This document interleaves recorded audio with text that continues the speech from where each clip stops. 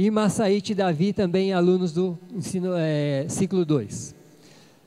É o ideal? Por enquanto ainda não é. Temos dificuldades? Com certeza temos. Aqui no centro, um outro dado.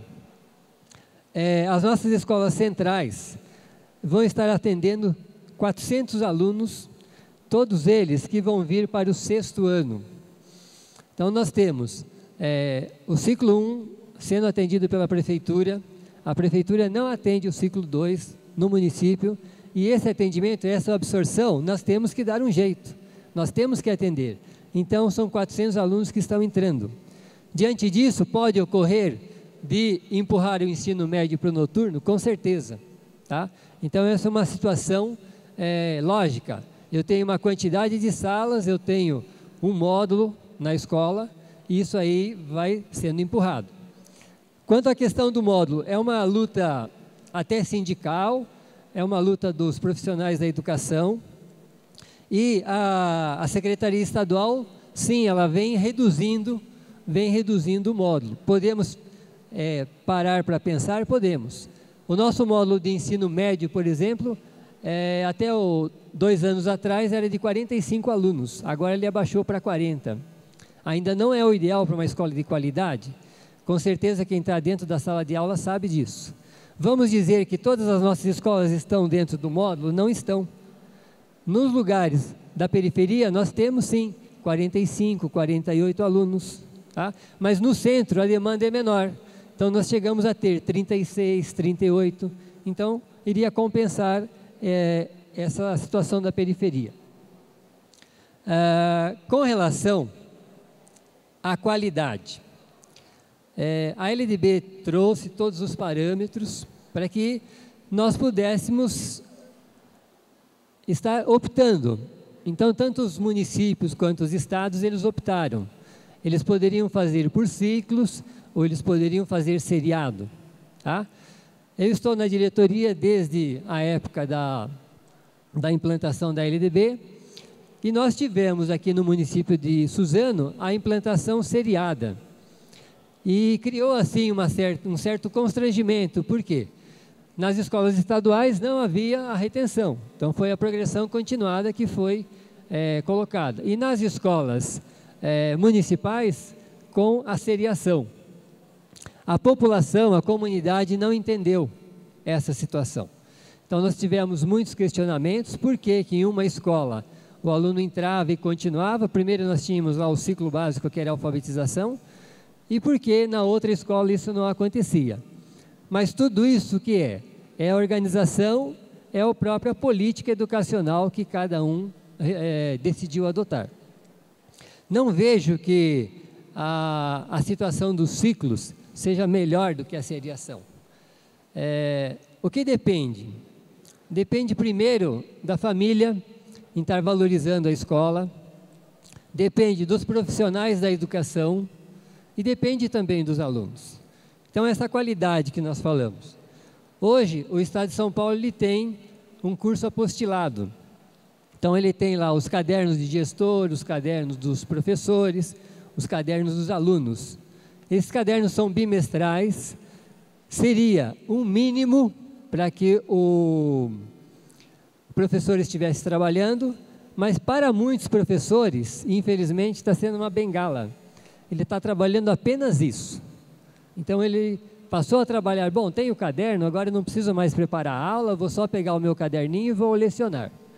Então aí que nós vemos, quando vem uma prova do IDEB, quando vem uma provinha do SARESP, as dificuldades que os alunos têm. É realmente uma situação complicada, realmente ela é complicada.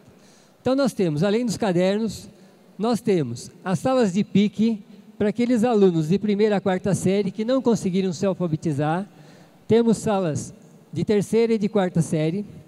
Essas salas de pique, os professores têm 2 horas semanais de capacitação. Essa capacitação ela é específica, é o projeto Ler e Escrever. E temos também o professor, coordenador, também vem receber essas orientações para repassar aos professores. De 5ª a 8ª série, temos ainda muitas dificuldades.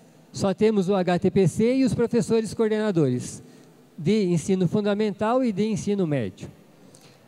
O que acontece de quinta a oitava série? Ensino médio também. Nós temos as salas de recuperação. Então, a recuperação até o ano passado era projeto. Este ano o governo reconheceu que realmente ela deve existir, que não deve ser um projeto, que deve ser uma sala regular. Foram atribuídos blocos de aulas, de 10 aulas no mínimo para o professor. Então, o professor de português ou o professor de matemática, ele pega um bloquinho de 10 aulas para ele cuidar, para ele recuperar um grupinho de 15 a 20 alunos. Então, tem horário específico, 2 horas por semana. Digamos que a escola não conseguiu formar esse grupo. O que acontece com esse professor de matemática ou esse professor de português? Ele vai acompanhar o professor titular da classe, junto nas aulas, para que ele possa auxiliar aqueles que têm maiores dificuldades. É o ideal? Eu creio que ainda não seja o ideal, estamos longe disso, mas é uma medida que ela está prevendo aí uma melhoria da qualidade.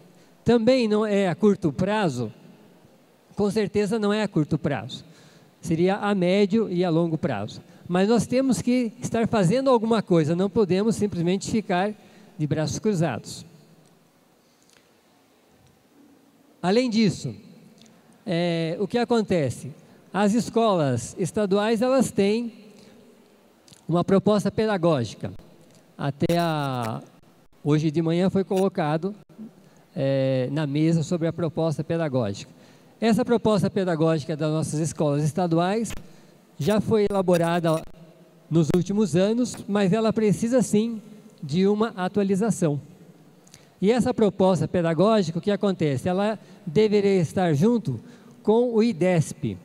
Esse IDESP que é um atrelamento da melhoria das condições de qualidade com a política do bônus. Pode ser um pouco injusta? Pode ser um pouco injusta, não vou dizer que é totalmente correta, mas foi uma forma que o governo encontrou de melhorar a educação, fazer com que os profissionais se empenhassem um pouco mais. Existem vários critérios para se tirar o IDESP, realmente existem vários critérios, inclusive a transferência de alunos, que são situações que o próprio diretor ou os professores não têm controle sobre isso. São metas pequenas, a secretaria entende que realmente a gente não pode dar 5, 6 passos em um ano apenas. Seria, por exemplo, o meu índice é 1,7. Para o ano seguinte, eu vou ter que chegar a 1,82. Então, seria uma situação que eu posso chegar. Temos também algumas escolas que os profissionais estão tremendamente tristes. Eu tenho, por exemplo, 2 escolas no meu distrito, que o que aconteceu? Elas não atingiram a meta. Além de elas não atingirem a meta, elas não conseguiram a meta do ano anterior. Não é possível, nós educadores, desaprender alguma coisa. Então, algum problema no meio do caminho houve. Se eu ensinei alguma coisa para o aluno aprendeu. Não é que lá na frente ele vai desaprender. Você aprende a andar de bicicleta, você aprende para a vida toda. Então, a escola precisa se debruçar e ver realmente qual o problema que aconteceu. Se foi uma situação interna ou se foi uma situação externa. Então, diante disso, entre acesso, permanência e qualidade, é um grande desafio para todos nós. Nós estamos tentando realmente melhorar um pouquinho mais a qualidade da educação. Existe um projeto da Secretaria da Educação para que ela possa melhorar esses índices através dos equipamentos. Então, nós temos hoje o programa Acesso Escola, seriam salas de informática. Estamos tendo também o mesmo problema da prefeitura com relação a furtos nas escolas. Então, algumas pessoas sabem que nós temos salas de informática, eles chegam a fazer buracos na parede para levar os equipamentos. Aí demanda uma série de trabalho. Hoje de manhã um rapaz perguntou, ele estava com medo, falou assim: tem um computador na escola, agora nas férias vai ficar tudo fechado. O que eu faço? Levo o computador para casa ou não?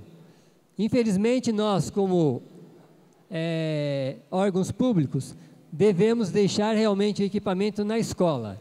Porque se ele sumir dentro da escola, eu posso fazer um BO, eu posso pedir uma outra verba para repor. E se acontecer o sumiço desse material na casa do diretor, uma televisão, um aparelho, quem vai responder é o próprio diretor. Então isso realmente é um problema difícil. Temos que se aproximar mais da comunidade, com certeza. Mas a situação de acesso, permanência e qualidade, acho que nós já percorremos bastante, ainda não estamos numa situação boa. Haja visto o Brasil, que fica atrás de países muito mais pobres nos índices educacionais. Temos, com certeza, alunos de 8º, 9º ano, que ainda não estão alfabetizados, mas a culpa não é apenas de uma ou de duas pessoas. Não vou dizer que a culpa é só do sistema. Todos nós precisamos arregaçar as mangas e tentar mudar essa situação. Cada um precisa fazer a sua parte, cada um precisa realmente se responsabilizar pela sua parte e tentar fazer o melhor. Muito obrigado. Boa tarde a todos e todas. Vocês veem que a gente tem que discutir algumas coisinhas, né? Agradecer também a Sônia o convite, e aqui na pessoa da Cristiane, o convite para estar aqui com vocês e podermos discutir algumas ideias, né? Nossa tarefa hoje é mais alinhavar algumas questões que a gente acredita. Vai ter alguém aí que vai fazer tec-tec? Bom, eu queria dizer para vocês que eu estou aqui...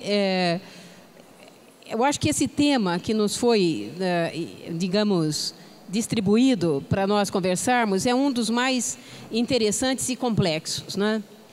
Interessantes porque ele traz, digamos, para quem discute política pública, ele é fundamental. Por favor. Então, eu queria dizer para vocês o seguinte: toda vez, isso já é bem até conhecido, mas é importante que a gente enfatize isso, que de fato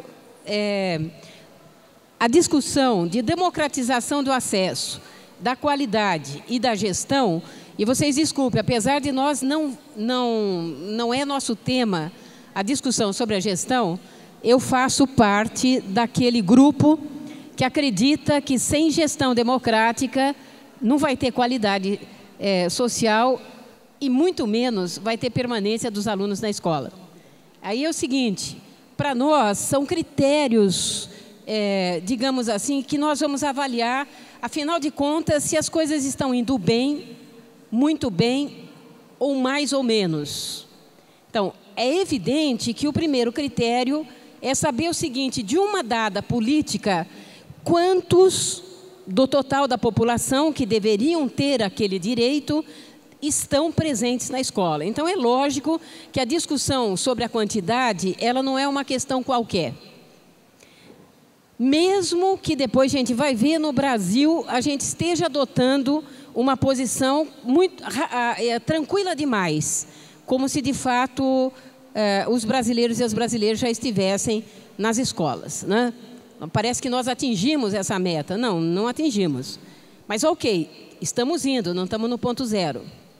A segunda discussão é se o atendimento que nós fazemos, em termos do conjunto das políticas públicas, saúde, educação, moradia, transporte, alimentação, ela de fato traz uma qualidade de atendimento, não é? Quem é que, evidentemente, deve dizer sobre essa qualidade do atendimento? O usuário. E essa é uma discussão no Brasil.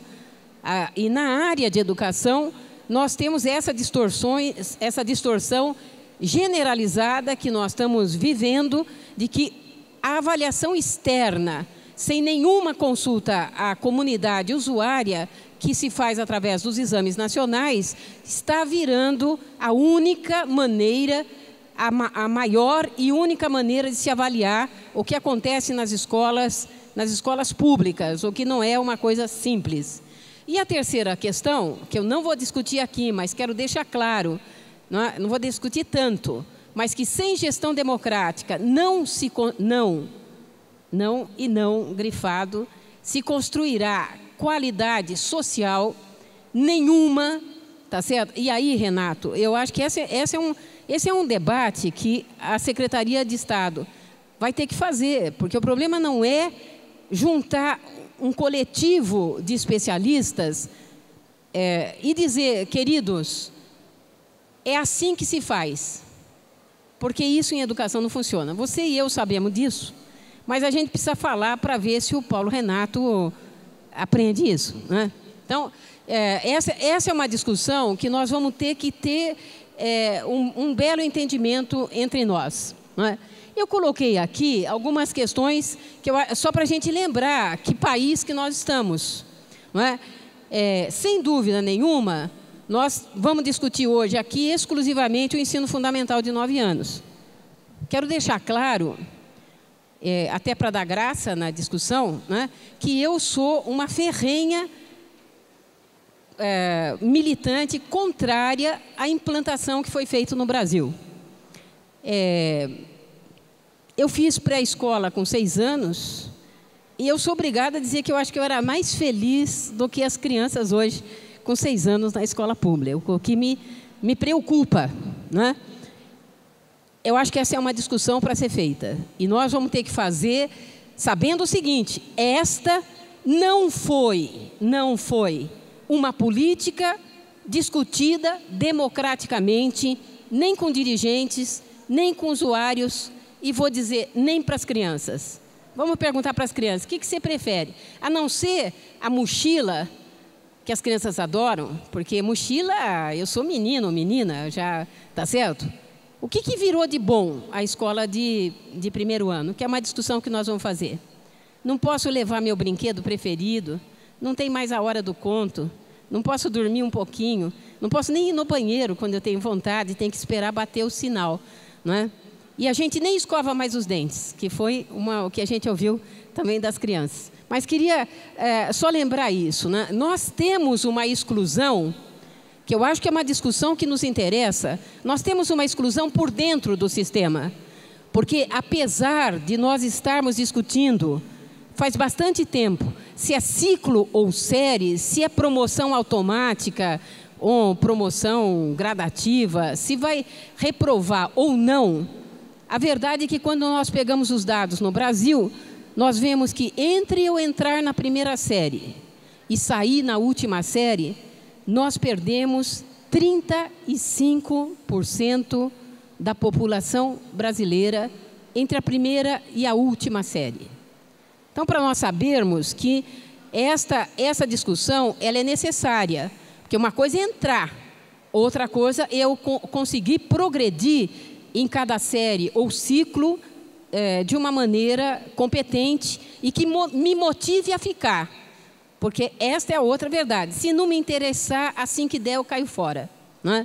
A segunda discussão é sobre educação infantil, que não é a nossa discussão aqui, mas como a Ângela está ali na minha frente, a Ângela, vocês sabem, a Ângela Barreto é uma histórica defensora da educação infantil, uma militante democrática, que eu tive o privilégio nos anos 90, eu sei que vocês não eram professores ainda, mas a gente já era, né?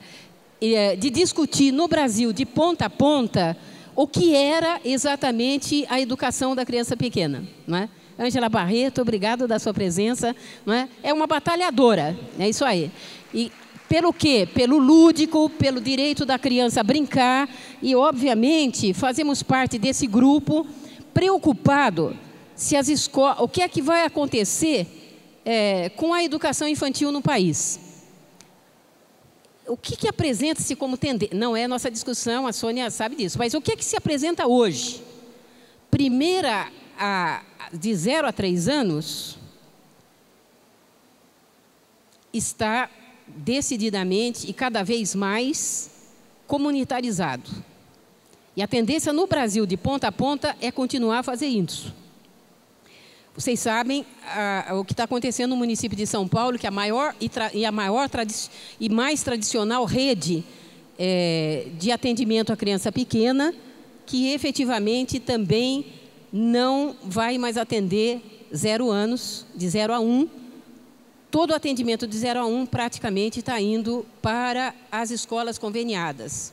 tá certo? Não haverá, porque não tem condição, e são 300 creches diretas contra 700 conveniadas, portanto, irão para as conveniadas, né? É para nós pensarmos para onde que nós estamos caminhando, que educação brasileira nós queremos para as nossas crianças.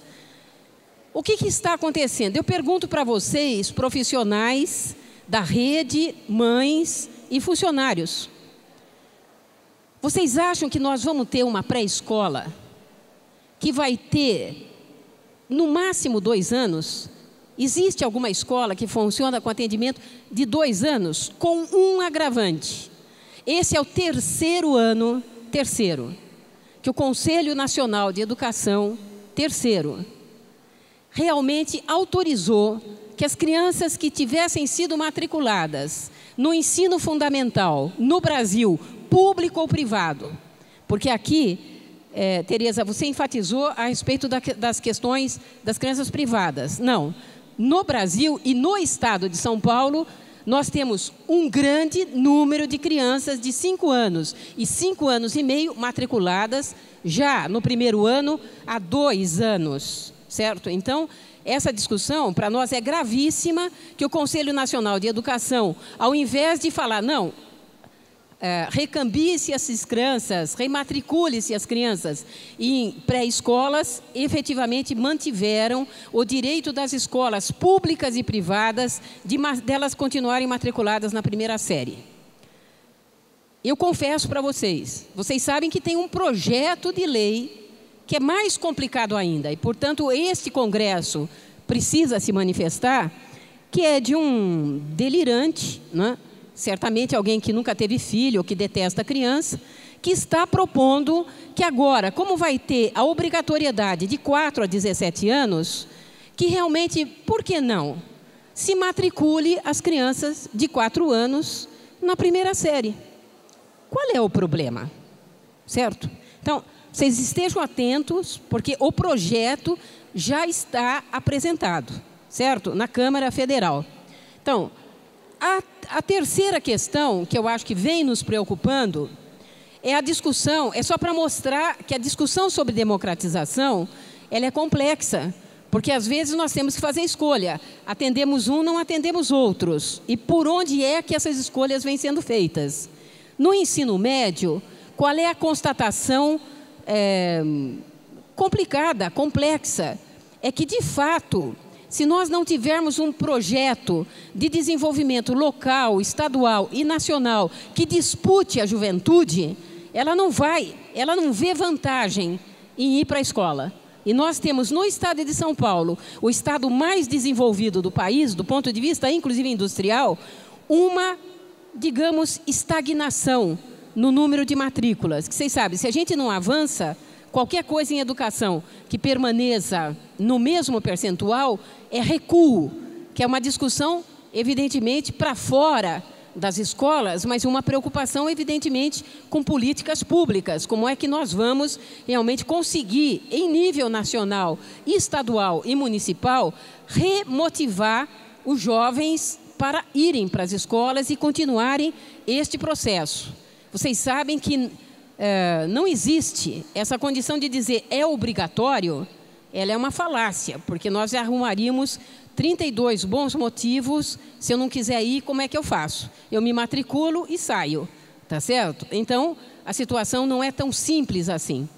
E aqui, só para a gente lembrar, que é uma coisa que a gente tem esquecido no Brasil, nós deixamos, grosso modo, de falar sobre educação de jovens e adultos. Essa não é mais uma disputa nacional que apareça com a veemência que nós precisaríamos que ela tivesse.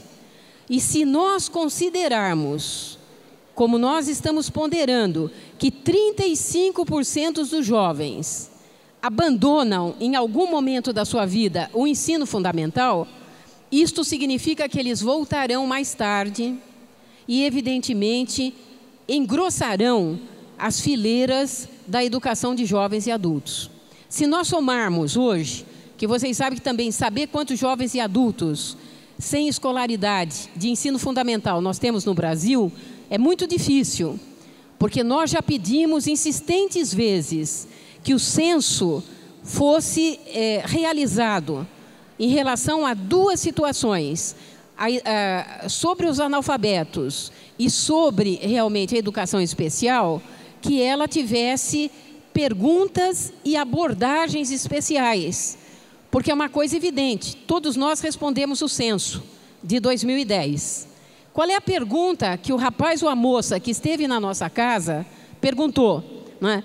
Perguntou, chegava lá, Tereza, você é alfabetizada? Tá certo? Você sabe ler e escrever? Desculpe, alfabetizado não. Você sabe ler e escrever? Foi a pergunta deste ano, como foi a pergunta de 2000, como foi a pergunta de 1990. Bom, vocês imaginam, vamos supor que eu não soubesse. Vocês acham que numa pergunta eu vou dizer, não, vou falar, fui várias vezes na escola, mas na verdade me reprovei. Perguntou, você sabe ler e escrever? Qualquer homem e mulher dirá sim.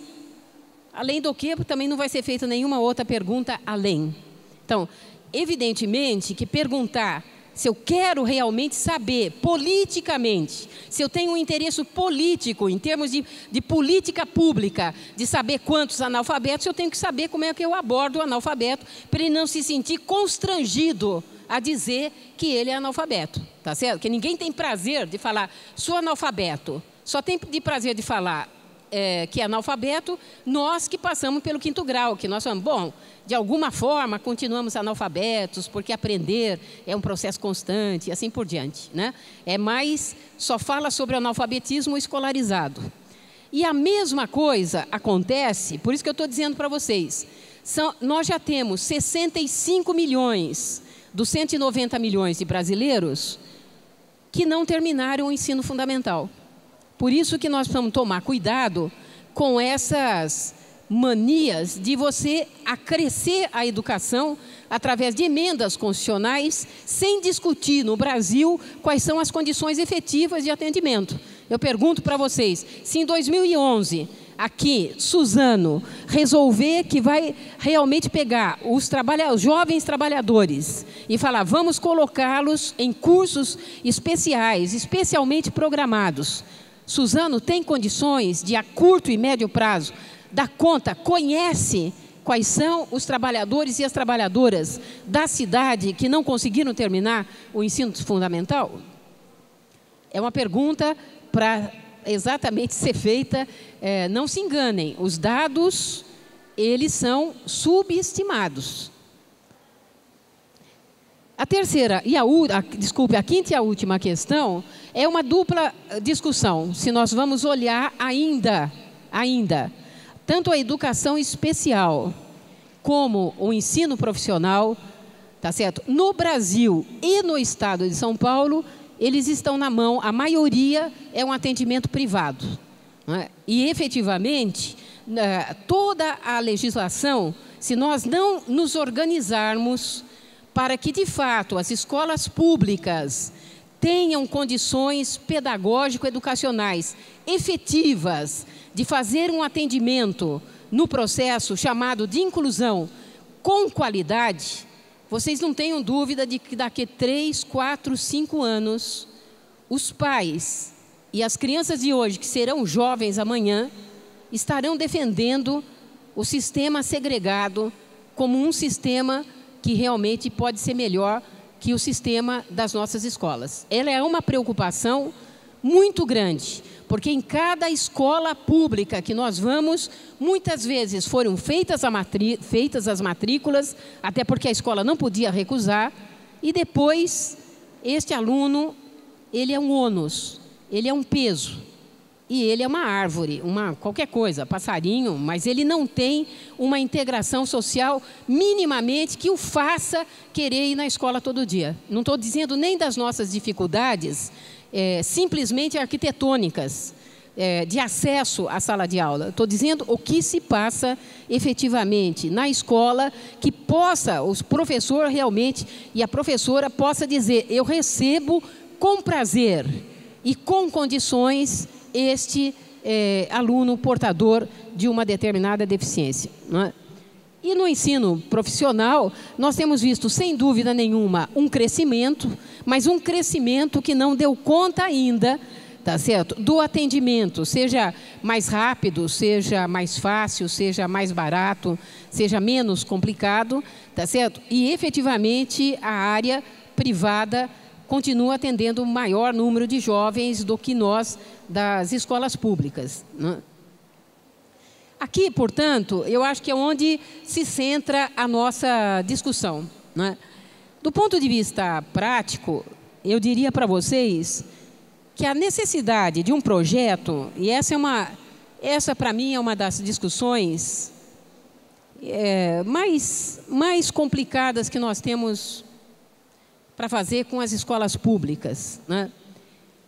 Eu diria que as escolas estão sendo, eu espero que na rede municipal de Suzano, aí com a Sônia e sua equipe, porque acreditam nisso, mas a cada dia parece que os dirigentes acreditam menos nisso, da necessidade de uma escola ter um projeto dela, que ela acredite, que ela diga: aqui nós gostaríamos de trabalhar desta maneira.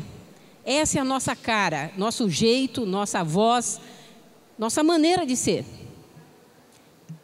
Lembre-se que são raras as escolas privadas que não se apresentam com um projeto para convencer os pais da vantagem de se matricular nelas. E o que é que nós temos a falar sobre o projeto das nossas escolas? E eu estou colocando isso porque, em geral, as redes hoje têm, nos sistemas de supervisão, vou inventar uma palavra, mais um atrapalhômetro do que um auxílio, porque toda vez que vai um projeto um pouco diferente daquilo que a secretaria imaginava,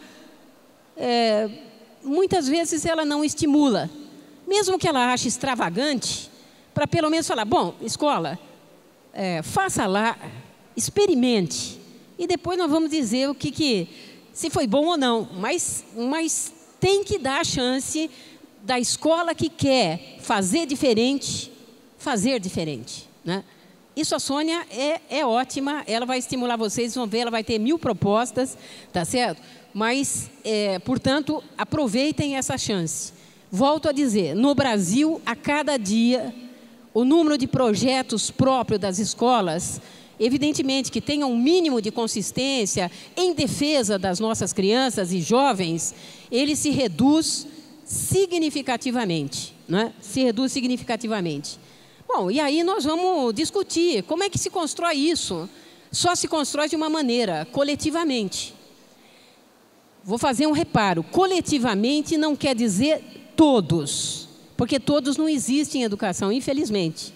Se nós formos esperar todos os professores aderirem, todos os alunos concordarem, todos os pais acharem maravilhoso, passarão 2 séculos e nós não vamos ter conseguido fazer. Não, tem um grupo que quer topar fazer diferente. Vamos fazer diferente. Vamos fazer diferente. E pelo que o Renato pôs aqui, eu acho, Sônia, que tem uma discussão na cidade que tem que rolar. Ciclosérie. Essa é uma discussão de política pública que eu topo vir fazer também, continuar fazendo no outro dia. Eu quero deixar claro para vocês. Eu comecei a discutir ciclos, vocês não tinham nascido realmente, porque foram nos anos 60. Aprendi com um professor querido, que foi meu orientador de doutorado, o professor Zé Mário Pires Azanha, que era um defensor exatamente da ideia de ciclos, não é? Depois continuei com o Paulo Freire, e depois com a Elba Sabarreto, na Secretaria de Estado. Foi muito interessante essa discussão, que nos últimos 30 anos realmente acontece no Brasil. Qual é o problema? E vou contar já não é segredo. Foi muito interessante agora, na última eleição, com o Alckmin candidato, era engraçado, porque teve um assessor do Alckmin que me telefonou e falou: Lisete, a gente não podia escrever um artigo junto sobre a questão dos ciclos? porque eu estou vivendo uma situação incrível. O PT, que defendia os ciclos, o candidato vai lá e fala que é contra. E o Alckmin fica me perguntando, mas nós não éramos contra? Por que eu que tenho que defender os ciclos, se nós do PSDB éramos contra? Quem era a favor era o PT, tá certo? Então, só para imaginar que isso aqui está confuso, tá certo? O Alckmin defendeu os ciclos, né? O Alckmin defendeu os ciclos. O Aloysio foi contra os ciclos, tá certo? Então, nós temos, no mínimo, uma situação confusa, o que mostra que esta é uma política que precisa ser discutida. O que quer dizer ciclos? Quais são os seus pressupostos? Que condições de trabalho dentro da escola precisa se ter para que, de fato, um ciclo funcione?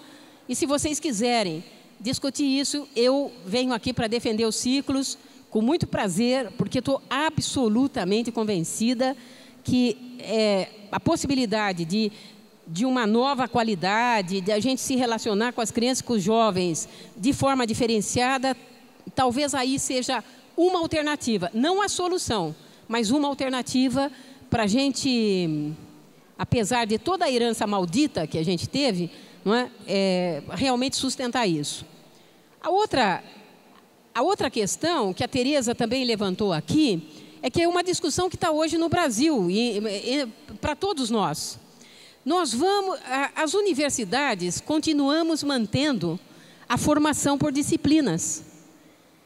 Parte das escolas já quer trabalhar de forma diferente. Quem está com a mão na massa fala, olha, mas não dá para ter uma divisão dessa maneira, em que fecha a porta, é um, depois é outro, 50 minutos no máximo é outro, etc, etc. A gente gostaria de trabalhar de uma forma transdisciplinar, interdisciplinar, qual o apelido que vocês quiserem, né? Então, obviamente, isso implica numa mudança da forma de trabalho que nós temos hoje na escola, e que não são fáceis. Mas eu diria para vocês, algumas experiências que têm sido feitas no Brasil em escolas públicas, elas têm sido muito interessantes, né? A hora que, às vezes, um teatro, uma história montada pelos alunos, implica numa discussão de pesquisa, de elaboração, de fazer jornal, de fazer teatro, de construir diferentes alternativas pelas disciplinas, que pode ser uma discussão que gere novos projetos, né? Eu acho que está na hora, contrariamente ao que acreditam alguns, está na hora de uma certa rebeldia das escolas. Nós não queremos fazer igual. E vou dizer uma coisa aqui que o Renato entende isso. Abaixo os cadernos de qualquer coisa, tá certo? Porque efetivamente tem os cadernos trazem uma concepção de que nós somos incompetentes. Professor é assim, tá certo? Primeiro, e aí entra na segunda questão, eu não dou aumento, o professor é obrigado a acumular. Depois que o professor acumula, qualquer caderninho tá bom. Sabe por quê? Porque depois, na minha quarta hora aula, se eu tiver um materialzinho lá que já diz o que é para eu falar, eu também não sou anjo, eu sou só profissional. Obviamente eu falo, olha, isso aqui vai me ajudar, tal. Que página que nós paramos? Queridos, sorrindo, porque vocês sabem que a proposta do sorriso muda a realidade social, não é? Então eu sorrindo falo, onde que nós paramos? Bem, não é? É isso. Não é? E aí, esta discussão, ela é uma discussão, eu diria,